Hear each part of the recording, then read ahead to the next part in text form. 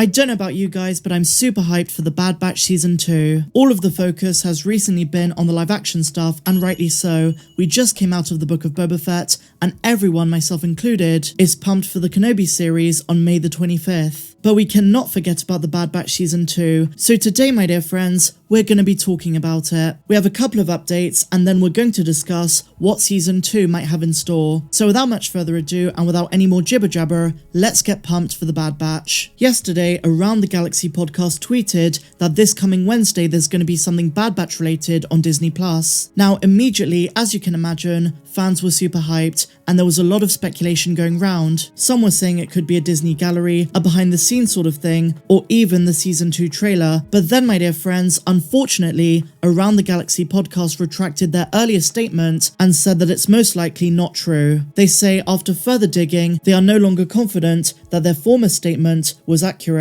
And so all hopes were dashed. So we're probably not getting anything this Wednesday Bad Batch related, but you might be wondering, if it's been debunked, why am I speaking about it? Because they're not the only outlet who's heard mumblings behind the scenes that we're getting near to a Bad Batch announcement or trailer of some kind. I think it's very reasonable to assume that marketing for the Bad Batch and also the Obi-Wan Kenobi series are going to kick off in March. Now, while we know that Kenobi is dropping on May the 25th, a few people have been asking me, when can we expect a release date for Season 2 of Bad Batch? Well, my dear friends, they actually already told us this all the way back in August when they made the Season 2 announcement. They made it clear in that post that just like Season 1, Season 2 is going to premiere on May the 4th. And if they're following the same model, last year the trailer came out on March the 30th, so that could also be the case this year. But I should also say, the Season 2 release date of May the 4th could just be a placeholder. It may have just been a provisional date, but given that reliable folks like LRM and others have been recently talking about the fact that a Bad Batch announcement could be imminent, it seems like May the 4th is a safe bet. Imagine how amazing it would be if the Bad Batch came out earlier than that, but as I say, May the 4th is a likely date. And marketing starting 2 months before the show drops is consistent with how Lucasfilm have done things in recent times. Now, I imagine that they're not going to do as much promotion for the Bad Batch as they're going to do for Kenobi, given the sheer magnitude of the latter. I think for the Kenobi series, they're really going to go all out,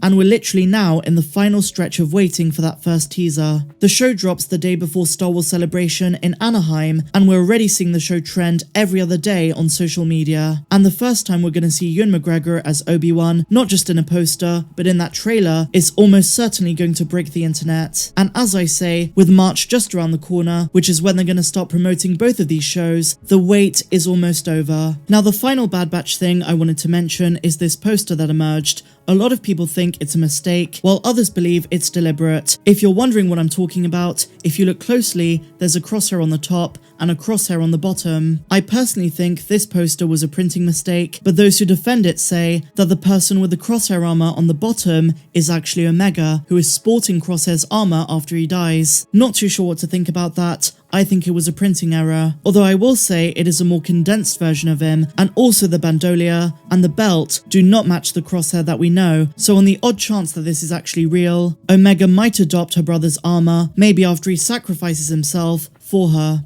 Now, speaking of the Bad Batch Season 2, there are so many reasons to be pumped. The final scene of Season 1 raised the stakes significantly and is just the start of what's going to become Palpatine's contingency plan. The cloning facility on Mount Tantiss is key for so many reasons. I broke it all down in a separate video, but to put it simply, it connects to events 28 years down the line in The Mandalorian, and also has a tie-in to Thrawn. Now, one thing in particular I'm super excited about is that Season 2 is going to be remarkably different, both in terms of tone and also the fact that we're moving into the Imperial Era, away from the prequels and the Clone Wars. And on top of this, D. Bradley Baker teased that there is going to be a time jump, but how big this is going to be is unknown. But if I were to guess, it's probably going to be no more than a year. In terms of what's going to happen itself, we don't really know, but something I've seen a lot of people talk about is the possibility of upcoming tragedy. And whenever this is brought up, it surrounds Crosshair. We don't know what becomes of him after he opted to stay on a destroyed Camino instead of joining his brothers. In the Season 1 finale, we learned that Crosshair remaining loyal to the Empire was nothing to do with his chip, and all to do with him feeling betrayed by the rest of the batch. But one thing is for sure, not all hope is lost. He might have his grievances, but we did see a glimpse of him softening up by the end of the season. During episode 16, Kamino Lost, with Kamino on the verge of complete destruction, he realizes that sticking with his old team is the only way out. Throughout the episode, we see them working as a team again. He may disagree with some of their choices, but in the end, we do see his heart show when he helps Omega and AZ from the treacherous sea. Unfortunately, that is his last act of kindness. Once they make it back to the landing platform where the ship is stationed, that's when the group parts ways with him. Crosshair is offered the opportunity to come back, but he refuses, and it seems as though, at least for the near future, Crosshair will still serve the Empire, and he'd rather be stranded on Kamino waiting for the Empire to save him than do the right thing and join his brothers and sister. But the one thing that causes doubt is when Omega speaks to him, Crosshair very clearly has conflict on his face. He did cooperate with his team for a while during the episode, and maybe this conflict eventually is going to cause him to return, especially if and when he realizes that the Imperial regime is about to get even more brutal, and more importantly he'll realize that the Empire does not care about him. To them, he's just another cog in the machine, just another tool to be used and disposed of when he's no longer valuable to them, which by the way already started in season 1. So the big question is Crosshair going to have some kind of redemption arc? And as a popular theory goes, is he going to die saving the lives of Omega and his brothers? Another compelling aspect of the Bad Batch that is sure to be explored in season 2 is Omega's story arc. She is a new character that has been set up to have a huge future in this franchise. I'm sure she's going to come into live action someday, but for now, we have so many questions that need answering. We know that she's a pure Django clone like Boba, but she does have enhancements. The only enhancement that Tech explicitly stated is that she has heightened awareness. But on top of this, the show also made a point of teasing that there is more to her than we know. For instance, back at Sid's place, we saw her be a master of Dedrick, and this proves that she's got strategy and intuition, not to mention her physical abilities,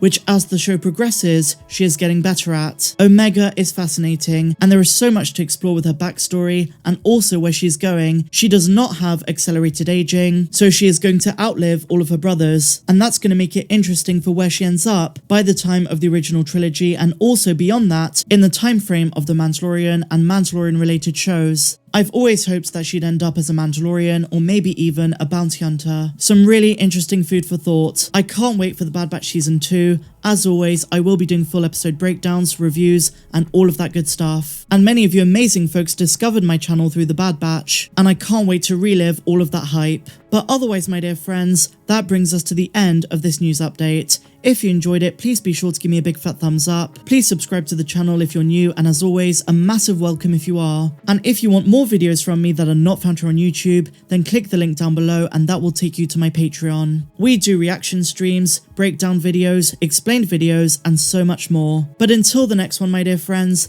as always, may the Force be with you. I'm Star Wars Meg. Have a good one.